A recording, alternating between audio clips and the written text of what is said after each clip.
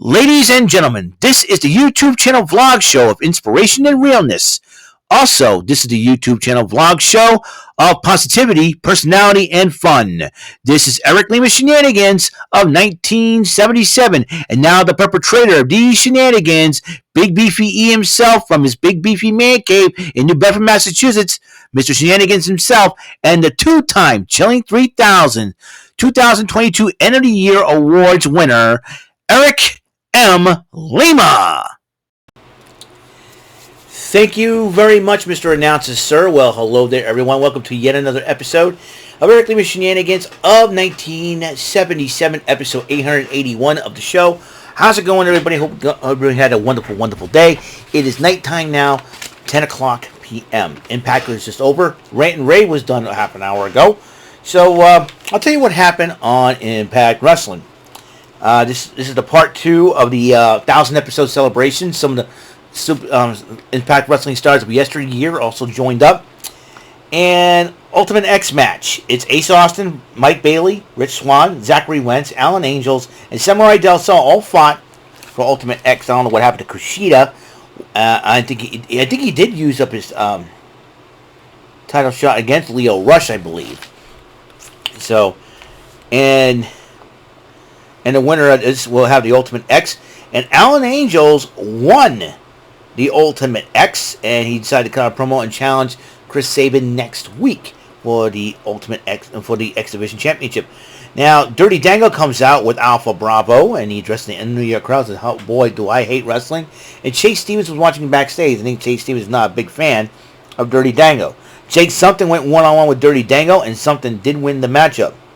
Meanwhile, Steve Macklin cut a promo on Rhino because Rhino says Rhino cost him his briefcase, and Rhino attacks him, and then it went to the commercial break, and then officials and medics were checking up on Macklin, and Santino Marella, the director of Authority, confronted Rhino about this. Rhino goes, "Hey, he ended my career.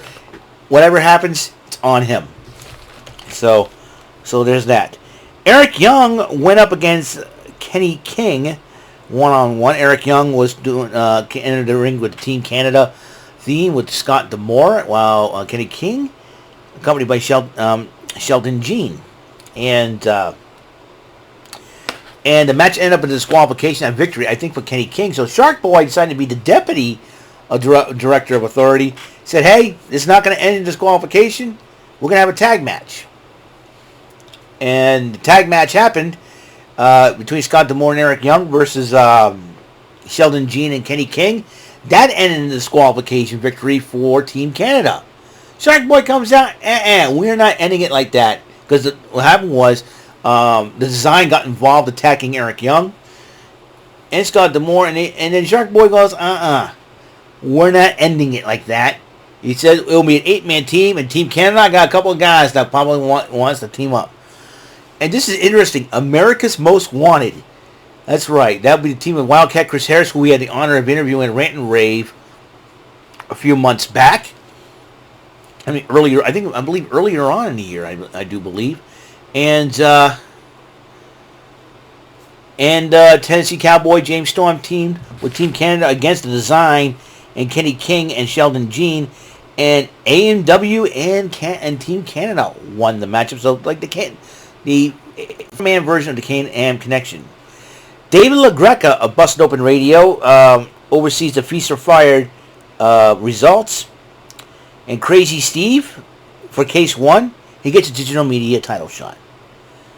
Moose, for Case 2, the one that he caught from Macklin after Macklin got gored by Rhino. Rhino just cost Macklin a world title shot because now that's Moose's title shot.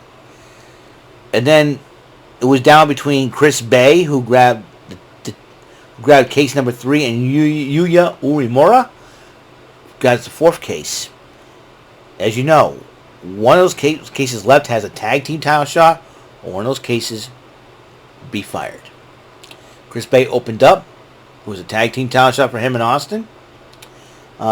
Ace Austin, but that means Yuya Uemura, well, they knew the foregone conclusion.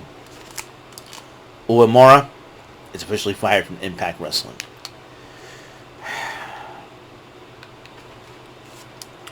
I don't know what to do, and I'm sure Scott D'Amore will probably change things, but this was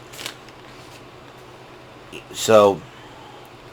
I mean, you can get rid of the fire department, put X Division title shot at any time too. That could have been it, you know. Instead of Feast of Fire briefcase, a title feast briefcase. That way, you know.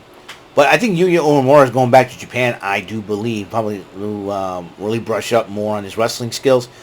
But you know, I kind of felt bad for Yuya Uemura. He's a good kid, so going back to Japan. There he goes. I'm sure Joe Hendry's going to miss him.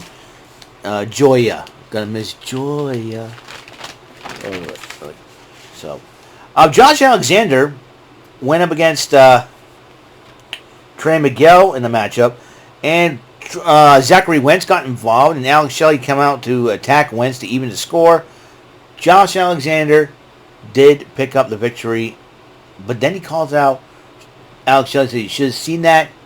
I should have had for that an emergence." But Alex Shelley says, "Well, don't mix up your signals," and they started arguing each other, and a little tense between the champ and challenger. So, at Bound for Glory, that match is going to happen. Jonathan Gresham talks to Mike Bailey. He says, "Hey, you know, we should have one more matchup." He said, "I think I'll get Scott D'Amore to hook it up for us. One more match." And then Rascals were kind of like bummed out after Trey Miguel's loss to Josh Alexander. John Skyler was talking to them, and they, saying, "We got some friends. I got your back," and all that. And then ABC interrupted him and said, "Hey, we got our tag team shout-outs. We got it guaranteed."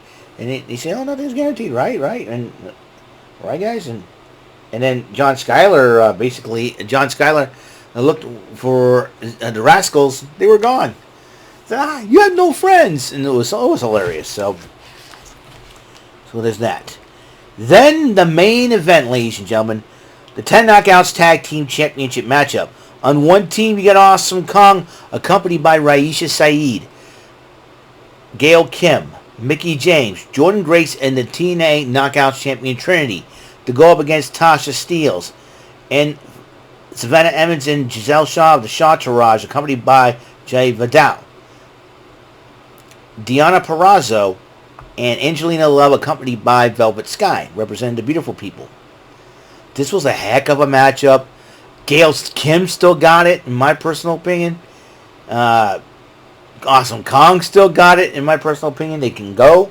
They can still go. But in the end, the team of Awesome Kong, Gail Kim, Mickie James, Jordan Grace, and the current Knockouts Champion Trinity wins the matchup. But, what a great way to end it. Somebody getting a paper bag over their head. It wasn't the winning team that got paper bags over their heads, courtesy of the beautiful people. No. Velvet Sky and Jay Vidal were arguing at ringside. Angelina Lug super kicked Jay Vidal in the face. I said, why not? They said, why not? Let's put the paper bag on his head. And that's what they did. They made Jay Vidal ugly. I know that won't sit well with Giselle Shaw and Savannah Evans. But let me tell you something. Jay Vidal, the goof, got what he exactly deserved. Now, we got a couple of minutes before we conclude this video. So I want to know what is up. I am making great progress on my Shenanigans arcade. I finally got the logos, figured everything out. Now it's together put in the thumbnail. I do apologize for replacing my NXT thumbnail a couple of times. I had the original thumbnail for Season 2 with Nikita Lyons, Gigi Dolan, and Dana Brooke. Dana Brooke got released today.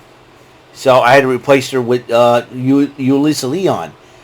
They released Yulisa Leon. So right now what you're seeing in the new thumbnail, Nikita Lyons, Gigi Dolan, and Lola Vice. So three of my favorite ladies of NXT. So we shall see what happens. I know a lot of people say, if Dolph Ziggler goes to EW, what are they going to do with him and all?